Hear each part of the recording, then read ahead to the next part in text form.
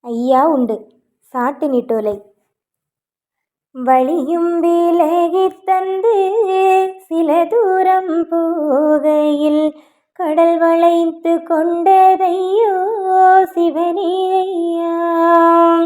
கரையில் திருநெல்வேலி அரகரா என்ற சத்தம் கல்லும் குருகிடுமே சிவனே ஐயா. கொல்லவே எந்தனையும் கூட்டியே கொண்டு போனான் கோலங்கள் பண்ணுதற்கோ சிவனே ஐயா. ஒத்திய கை